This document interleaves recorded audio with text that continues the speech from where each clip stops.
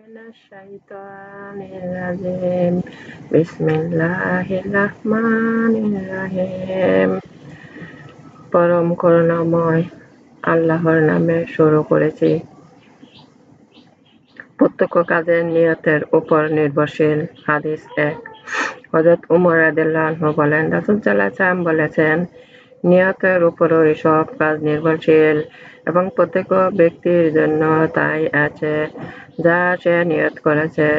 সুতরাং আল্লাহ তাআলা রাসূলের নিয়তে যে ব্যক্তি হিজরত করে তার হিজরত হয় আল্লাহ ও তার রাসূলের নিয়তে। আর যে হিজরত করে দুনিয়াদারি অথবা কোনো নারীকে বিবাহ করার নিয়তে তার হিজরত ওই নারীর নিয়তে যে নিয়তে সে হিজরত করেছে। বুখারী মুসলিম। তাৎপর্য: মুসলমানদেরকে নিয়তের তাৎপর্য বুঝিয়ে দেওয়া হচ্ছে হাদিসটির উদ্দেশ্য। শরীয়তের নিয়তে গুরুত্ব অত্যাধিক। নেক নিয়তে কাজ করে বিফল হলেও তার জন্য পুরস্কার আছে। তার বদ নিয়তে চেষ্টা করে ব্যর্থ হলেও তার নেক পরিকল্পনাও একটা পুরস্কার আছে। তাবুকের যুদ্ধে অংশগ্রহণের অক্ষম কিছু সংখ্যক সাহাবী প্রতি ইঙ্গিত করে রাসূল সাল্লাল্লাহু আলাইহি ওয়াসাল্লাম যুদ্ধে অংশগ্রহণকারী সাহাবীদের বলেছেন, তারা মদিনা বসে তোমাদের সওয়াবের অংশীদার। আল্লাহর কাছে কোনো কাজের পুরস্কার পেতে হলে তা একমাত্র আল্লাহ উদ্দেশ্যই করতে হবে। অন্য কারো উদ্দেশ্য বা অন্য কোনো উদ্দেশ্য হাসিলে পুরস্কার আল্লাহর কাছে পাওয়া যাবে না। এক হাদিসে এটা বর্ণিত আছে, এরূপ কার্যে পুরস্কার আল্লাহর কাছে চাওয়া হলে তিনি বলবেন, যার উদ্দেশ্যে তুমি এ কাজ করেছিলে তারই কাছে এ পুরস্কার খোঁজ করো। আল্লাহর উদ্দেশ্য সফল করার জন্য কোরআন পাকেও তাগিদ আছে।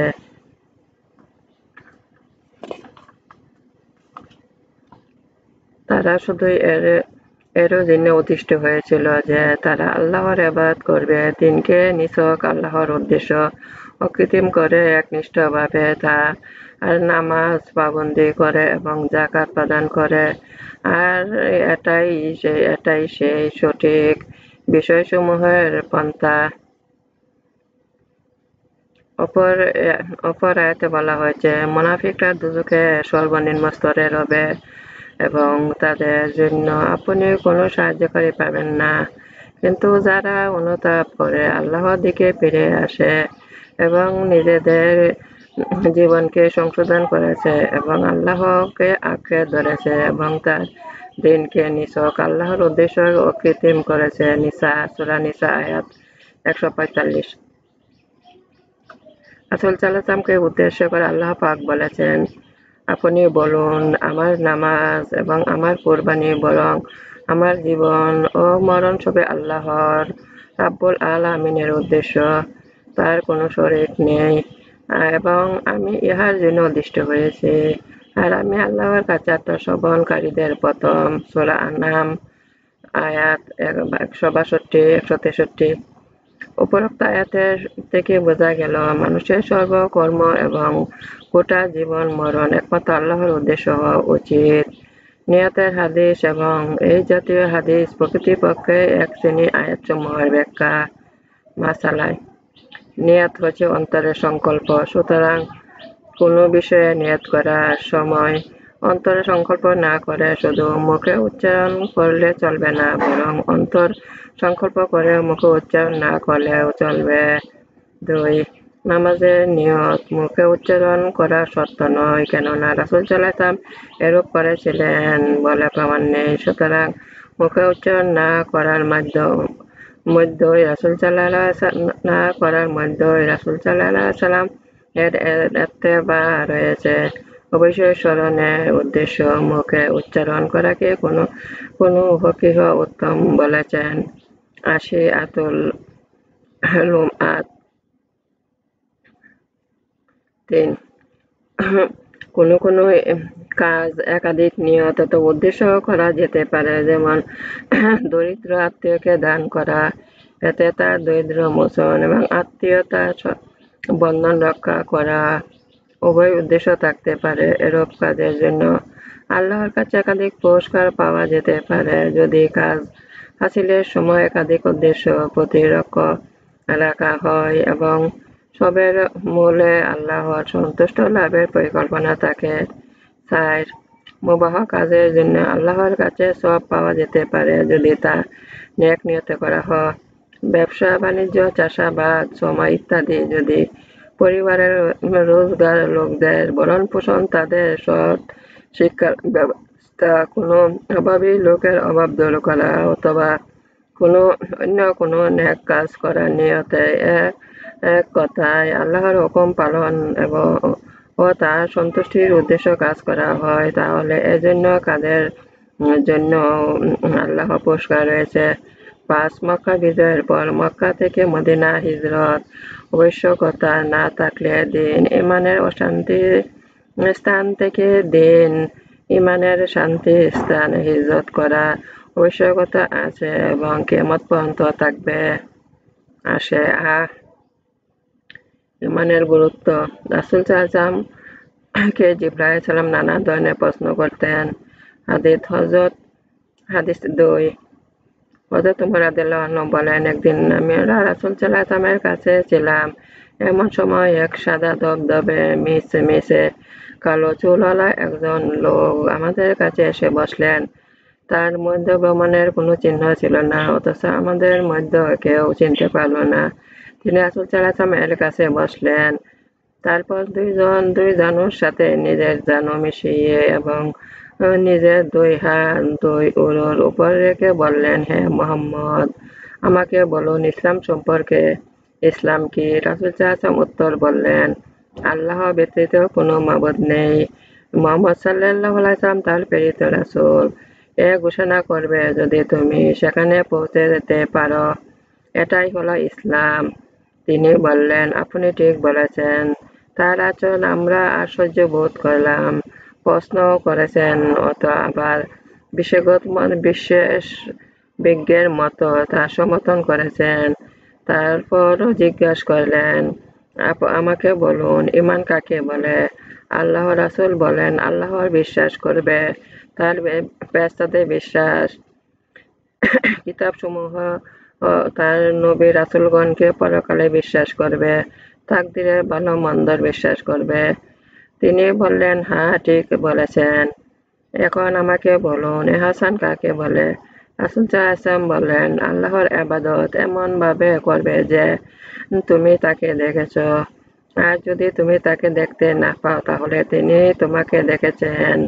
তারপর জিজ্ঞাসা করলেন, আমাকে বলুন কিয়ামত সম্পর্কে। রাসূল সাল্লাল্লাহু আলাইহি ওয়াসাল্লাম বলেন, এ বিষয়ে যাকে জিজ্ঞাসা করা হয়েছে তিনি তার চেয়ে অধিক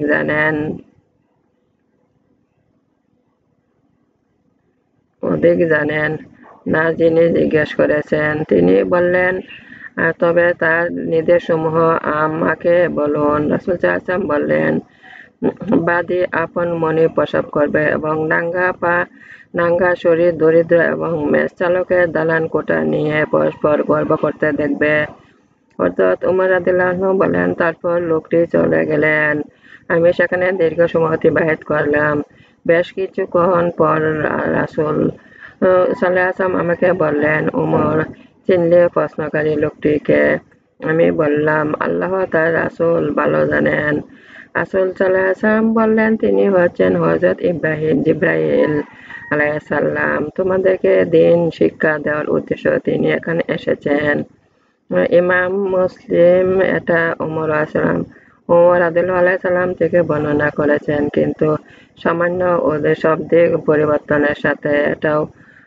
এটা আবু হুরায়রা রাদিয়াল্লাহু আনহু থেকে বর্ণিত আছে এবং তাতে রয়েছে নাঙ্গা পা, নাঙ্গা শরীর, মুখ, বধিরগণের দেশের রাজ্য শাসক হতে দেখবে, যে ৫টি বিষয়ে অন্তর্গত যা আল্লাহ ছাড়া কেউ জানে না। তারপর তিনি এই আয়াত পাঠ করলেন, অর্থাৎ আল্লাহ কিয়ামতের সম্পর্কে সম্যক অবগত এবং তিনি বৃষ্টি বর্ষণ করে থাকেন। বুখারী ও মুসলিম। সূরা বাকারা আয়াত নং আয়াতে বর্ণিত রাসূল সাল্লাল্লাহু আলাইহি ওয়াসাল্লাম ঈমান এনেছেন ওইসব জিনিসের প্রতি যার প্রতি যা তার প্রতিপালকের তরফ থেকে তার প্রতি অবতীর্ণ করা হয়েছে, এবং মুমিনগুলো প্রত্যেক ঈমান এনেছে আল্লাহর প্রতি, তার ফেরেশতাদের প্রতি, তার কিতাবসমূহের প্রতি এবং রাসূলগণের প্রতি। বাকারা, সূরা বাকারা আয়াত 285, সূরা নিসা 136 আয়াত নং বর্ণিত। বস্তুত যে অবিশ্বাস করেছে আল্লাহকে, তার ফেরেশতাকে, তার কিতাবসমূহকে, তার রাসূলগণকে এবং পরকালে, সে নিশ্চিত সঠিক পথ থেকে দূরে সরে গেছে। সূরা নিসা আয়াত 136। তাকদীর সম্পর্কে সূরা হাদীদ এর 22 নং আয়াতে বর্ণিত, দুনিয়ার এবং ব্যক্তিগতভাবে তোমাদের উপর যে কোনো বিপদ পৌঁছে থাকুক না কেন, তোমাদের সৃষ্টি করার আগেই এক কিতাব নির্ধারিত করা আছে। সূরা হাদীদ আয়াত 22। পুনর্খান সম্পর্কে সূরা হজের 7 নং আয়াত বর্ণিত আছে, নিশ্চয়ই আল্লাহ পুনর্কৃত করবেন তাদের যারা কবরে আছে। সূরা হজ আয়াত 7। এ বিষয়ে কোনটির সাথে কেন ঈমান আনতে হবে তা নিম্ন বর্ণনা করা হলো। সপ্ত ঈমান। আল্লাহ রাসূল আল্লাহর তরফ থেকে যা বলেছেন, অর্থাৎ কোরআন হাদিসে যা রয়েছে, তার প্রত্যেকটির প্রতি ঈমান আনা আমাদের ফরজ। কিন্তু এগুলোর মধ্যে 7টি বিষয় প্রধান: আল্লাহ 1 নম্বর, 2 নম্বর ফেরেশতা, 3 নম্বর কিতাব, 4 নম্বর রাসূল, 5 নম্বর পরকাল, 6 নম্বর তাকদীর, 7 নম্বর পুনর্কৃত। এই 7টি বিষয়ে প্রত্যেক ঈমান হলো সপ্ত ঈমান নামে প্রসিদ্ধ। আল্লাহর প্রতি ঈমান। আল্লাহর প্রতি এমন ঈমান আনবে তিনি চিরবিদ্যমান, তিনি একক, তিনি অন্য নিরপেক্ষ এবং তিনি কারো মুখাপাক্ষী নন। তার মুখাপাক্ষী সকলেই। তিনি কারো মাধ্যমে জন্মগ্রহণ করেননি এবং কাউকে জন্ম দান করেননি। কেউ তার সমকক্ষ শরীক নন। তিনি অনাদি, অনন্ত। তিনি চিরকালে আছেন, চিরকালে থাকবেন। তিনি স্থান কালের গণ্ডীভুক্ত নন। তিনি সর্বশক্তিমান, পরাক্রমশালী। তিনি দয়াশীল, দয়াবান। তিনি যা ইচ্ছা করেন জগতের সবকিছুই তার ইচ্ছা পরিচালিত। তিনি সবকিছু জানেন, দেখেন, শুনেন। ক্ষুদ্র থেকে ক্ষুদ্রতর পরমাণু, গুপ্ত থেকে গুপ্ততর কল্পনা এবং ক্ষীণ থেকে ক্ষীণতর শব্দ, সবকিছুই তার দেখাশোনা, জানার বাইরে নয়। তিনি কথা বলেন, কোরআন তার বাণী, কালাম, কিন্তু এ সকল গুণ প্রকাশের জন্য তিনি আমাদের মতো দেহ বা কোনো ইন্দ্রিয় মুখাপেক্ষী নন। তিনি তার সকল গুণ কিতাবের প্রকাশ করেন। তিনি তার সকল গুণ কিভাবে প্রকাশ করেন তা আমাদের জ্ঞান সীমা ও বহির্ভূত। তিনি সবকিছু সৎ গুণাবলীতে গুণান্বিত এবং যাবতীয় অসৎ গুণাবলী থেকে পবিত্র। তিনি সব জগৎকে, মানুষের কার্যাবলীকে, বস্তুর গুণাবলীকে সৃষ্টি করেছেন। আমরা তার সৃষ্ট বান্দা। সুতরাং আমাদের উপর তার যা ইচ্ছে হুকুম জারি করার অধিকার রয়েছে এবং এ অধিকার বলে তিনি আমাদের জীবন যাপনের জন্য যাবতীয় আবশ্যক নিয়ম পদ্ধতি নির্ধারণ করে দিয়েছেন। আমরা তার এ সকল নিয়ম পদ্ধতি অনুসরণ করে চলতে বাধ্য। তার কোনো হুকুম বা কার্যই অন্যায় অবিচার প্রসূত নয়। তিনি যা করেন সবই ন্যায়, সবই সৃষ্টি মঙ্গলের জন্য করেন। অন্যায় অবিচার তখনই হয় যখন কেউ অন্যের রাজ্য, অন্যের অধিকার হস্তক্ষেপ করে, আর তিনি যা করেন তা নিজের রাজ্য, নিজের অধিকারই করেন।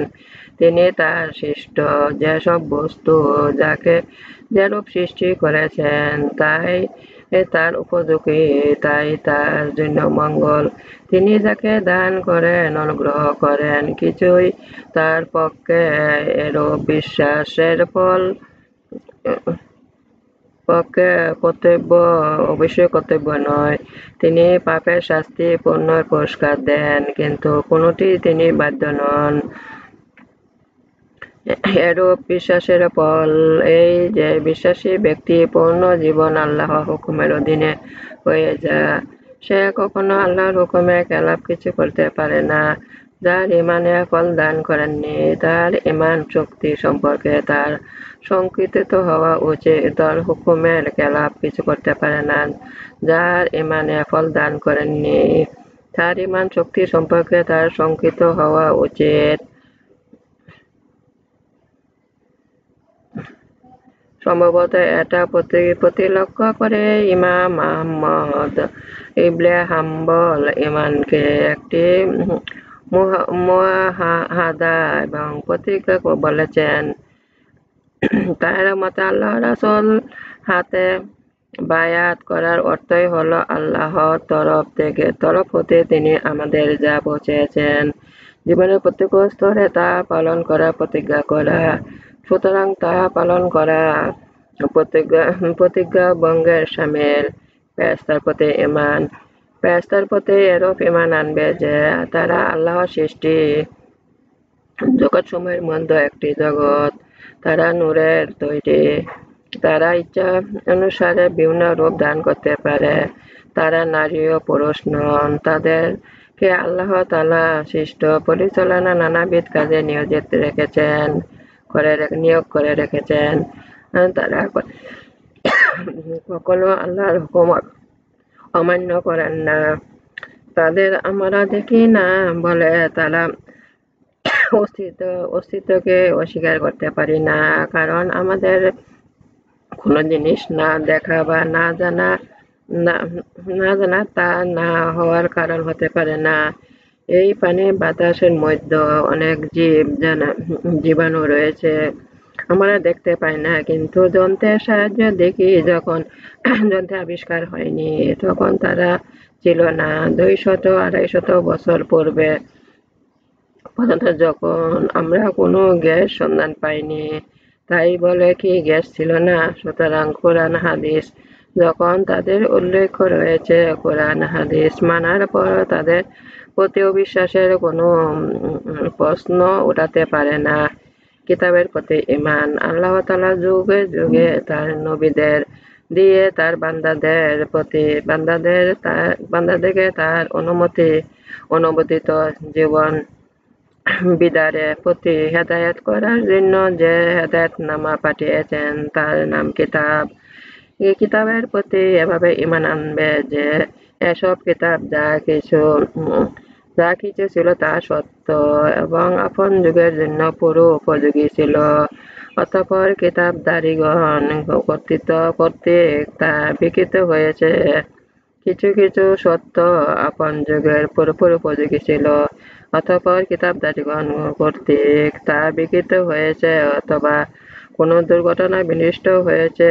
সভ্যতা বিকাশের ফলে তার যুগ শেষ হয়ে গেছে। আল্লাহ তাআলা তার স্থলে নতুন কিতাব প্রেরণ করেছেন।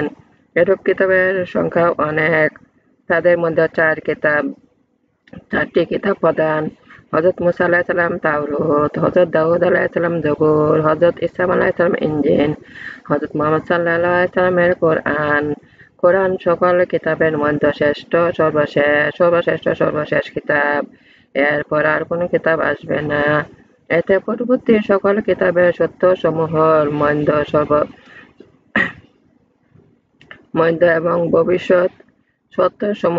এবং ভবিষ্যতে মানব জীবনের সমস্যাগুলি সমাধানের পক্ষে আবশ্যক সূত্রসমূহ সন্নিবেশিত হয়েছে।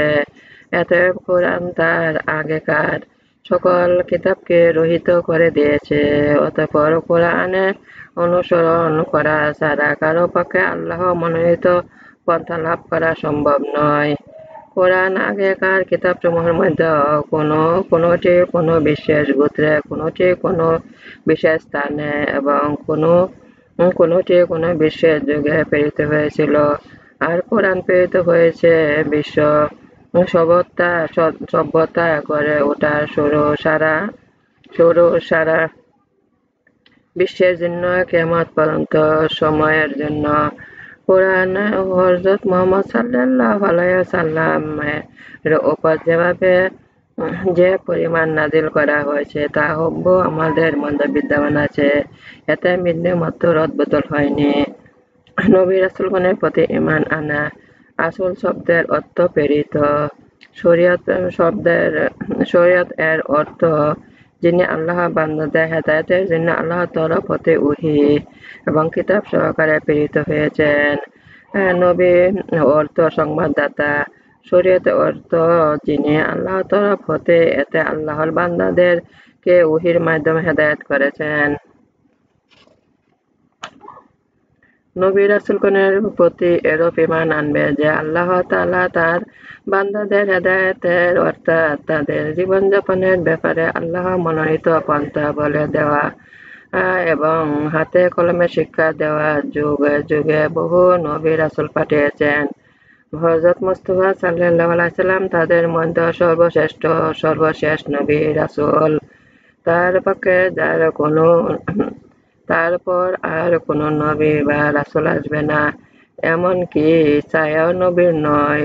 সকল নবী গুনাহ হতে পবিত্র এবং আদর্শ জীবনযাপন করেছেন। নবী রাসূলগণের সঠিক সংখ্যা জানা যায় না। কোরআনে মাত্র 25 জনের নাম উল্লেখ রয়েছে। এ হাদিসে নবী রাসূল সাল্লাল্লাহু আলাইহি ওয়াসাল্লাম রাসূলগণের সংখ্যা 1,24,000 বলা হয়েছে। এদের মধ্যে 315 ছিলেন রাসূল, তালিকুল সাহাবিহ। পরকালের প্রতি ঈমান আনা। পরকাল অর্থ এখানে মৃত্যুর পর হতে যে কাল শুরু সে কালই বোঝানো হয়েছে। পরকালে বিশ্বাস এরূপ করবে যে সেকালের সম্পর্ক কোরআন হাদিস আমাদেরকে যে সকল সংবাদ দিয়েছেন তা সত্য। যা কবরে মুনাফিক নাকিরের প্রশ্ন হবে, সেখানে মানুষ শান্তি বা অশান্তি ভোগ করবে। অতঃপর কিয়ামত কায়েম হবে। হাশরের মাঠে মানুষকে একত্রে করা হবে। সেখানে আল্লাহ তাআলা তার বান্দাদের ভালো মন্দ ন্যায় বিচার করবেন। বিচার শেষে কাউকে বেহেশতে কাউকে দোজখে প্রেরণ করবেন ইত্যাদি। যদি এ সকল বিষয়ে এখন আমরা সঠিক কোনো ধারণা করতে পারছি না। বলা বাহুল্য যে পরকালের বিশ্বাসই মানব চরিত্রের বুনিয়াদ। এর উপর মানুষের চরিত্র গড়ে ওঠে। মানুষ যখন বিশ্বাস করে যে দুনিয়াতে ভালো মন্দ ন্যায় অন্যায় যা কিছু করেছে তার জন্য একদিন তার আল্লাহর কাছে জবাবদিহি করতে হবে, তখন তার চরিত্র না শুধরাতে পারে না। পক্ষান্তরে যখন মানুষ একথা মনে করতে পারবে যে সে যা করছে এজন্য তার কারো কাছে জবাবদিহি করতে হবে না, তখন তার জীবন হয়ে পড়বে বেসামাল, দায়িত্বহীন। তার পক্ষে যে কোনো অন্যায় কাজ করতে আর বাধা থাকে না। বিবেক কয়েকজন বাধা দিতে পারে, আর এরূপ বিবেক নিয়ে কয়েকজন জন্মগ্রহণ করেছে। কোরআন হাদিসে শেষ দিনের বিশ্বাসের প্রতি অধিক জোর দেওয়া হয়েছে। এইটুকু তার বিশেষ কারণ, কোরআনে বহু জায়গায় আল্লাহর প্রতি বিশ্বাসের সাথে সাথে শেষ দিনের বিশ্বাসকে যোগ করা দেওয়া হয়েছে। কিয়ামত যে সকল নির্দেশ দেখে কিয়ামত কাছাকাছি হয়েছে বলে মনে করা যায় সে সকল নির্দেশ কিয়ামতের আলামত বলা হয়। ছোট বড় বহু আলামত কিয়ামতের কথা বলা রাসূল সাল্লাল্লাহু আলাইহি ওয়াসাল্লাম এতে বিভিন্ন হাদিসে বর্ণিত হয়েছে। কিতাবের শেষের দিকে একটি পৃথক অধ্যায় সে সকল হাদিস একত্রে সমাবেশ করা হয়েছে। হাদিসে কেবল কিছু সংখ্যক আলামতের কথা বলা হয়েছে। বাদী আপন মনিবকে প্রসব করবে। এর অর্থ যে মনিব তার বাদীর সাথে যেরূপ ব্যবহার করে সন্তানেরা তাদের মাতাদের সাথে সেরূপ ব্যবহার করবে। মাতার বাধ্য থাকবে না, যেভাবে অপর এক হাদিসে আছে সন্তান মাতার অবাধ্য হবে। আর এর অর্থ এই যে বড় লোকেরা অধিক বাদী দাসী রাখতে শুরু করবে।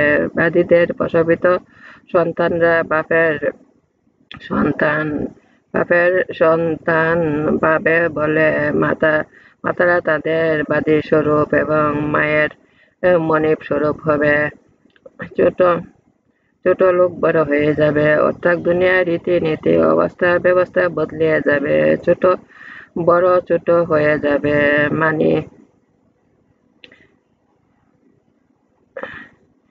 ছোট লোক হয়ে যাবে, অর্থাৎ দুনিয়ার রীতি অবস্থা বদলে যাবে, ছোট বড় হয়ে যাবে, ব্যক্তি অপমানিত হবে। অমানিত ব্যক্তি মানের দাবি করবে। যারা যে কাজে উপযুক্ত নয় তারা সে কাজে মালিক হয়ে বসবে। যেমন অপর হাদিসে আছে, অনুপযুক্ত ব্যক্তিদের প্রতি কাজের দায়িত্ব অর্পিত। এক কথা দুনিয়ার অরাজকতা সৃষ্টি হবে, শান্তি শৃঙ্খলা বলতে কিছু থাকবে না। যখন দুনিয়া এ অবস্থা হবে, অর্থাৎ ভালোর উপর মন্দ পুরোভাবে প্রভাব বিস্তার করবে, তখন দুনিয়া ধ্বংস করে দেয়াই হবে আল্লাহর অভিপ্রায়। বিশ্বাস আগিতা হাদিস দিনে তিনটি মৌলিক বিষয়ে প্রতি ইঙ্গিত করা হয়েছে। এক, বিশ্বাস বা আকীদা। আরেকটি হলো ইলমের কালাম, আলোচ্য বিষয়, আল্লাহর ইবাদতে, যেমন নামাজ, রোজা, হজ, যাকাত ইত্যাদি। এটা হলো ইমানের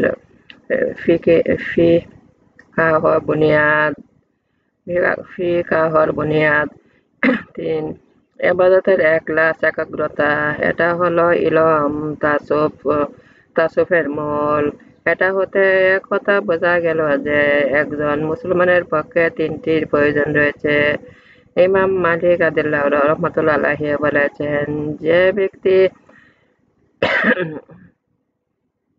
শরীয়ত বাদ দিয়ে শুধু তরিকত ধরেছে সে হচ্ছে জিন্দিক। আর যে ব্যক্তি তরিকত বাদ দিয়ে অর্থাৎ ইখলাস ছাড়া কেবল শরীয়ত ধরেছে সে হচ্ছে ফাসিক। আর যে ব্যক্তি শরীয়ত তরিকত উভয় ধরেছে একমাত্র সেই হলো মুহাক্কিক, কামেল মুমিন।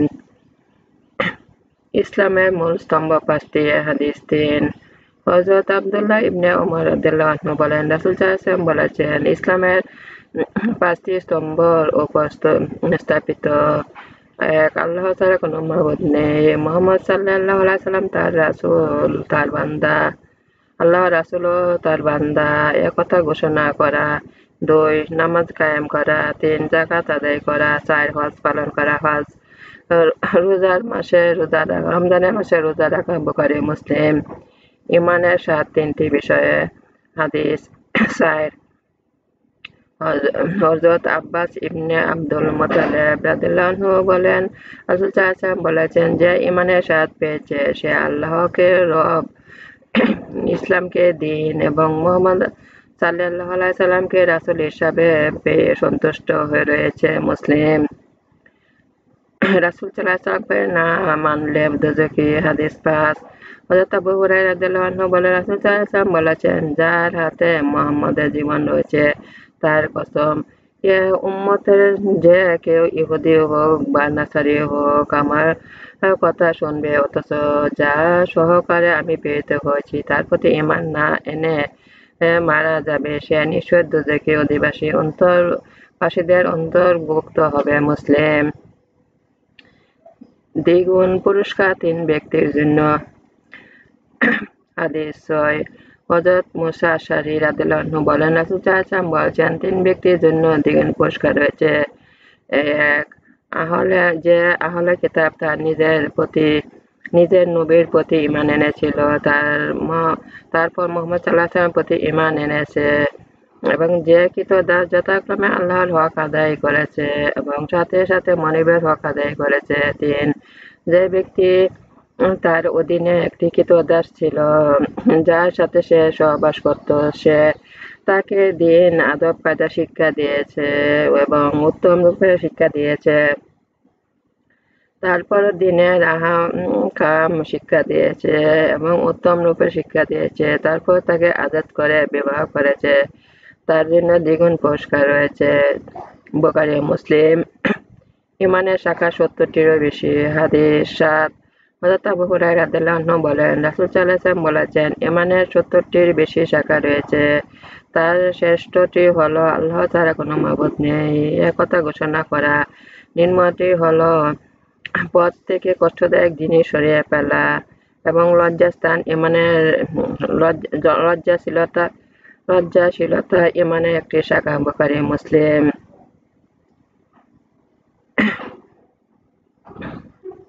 সে মুমিন যার জবান দ্বারা কেউ কষ্ট পায় না। হাদিস ৮ হযরত আনাস রাদিয়াল্লাহু আনহু বলেন, রাসূল সাল্লাল্লাহু আলাইহি ওয়াসাল্লাম বলেছেন, মুসলমান সে যার জবান হাত থেকে মুসলমানগণ নিরাপদে রয়েছে এবং মুজাহিদ সে যে আল্লাহ যা নিষেধ করেছেন তা ত্যাগ করেছে। বুখারী বর্ণনা করেছেন হযরত আব্দুল্লাহ রাদিয়াল্লাহু আনহু বলেন, এক ব্যক্তি রাসূল সাল্লাল্লাহু আলাইহি ওয়াসাল্লামকে জিজ্ঞাসা করল, হে আল্লাহর রাসূল সাল্লাল্লাহু আলাইহি ওয়াসাল্লাম, মুসলমানের মধ্যে কে উত্তম? রাসূল সাল্লাল্লাহু আলাইহি ওয়াসাল্লাম বললেন, যখন জবান ও হাত থেকে মুসলমানগণ নিরাপদে আছে। রাসূল সাল্লাল্লাহু আলাইহি ওয়াসাল্লাম অধিক প্রিয়তম হতে হবে। হাদিস ৯ হযরত আনাস রাদিয়াল্লাহু আনহু থেকে বর্ণিত,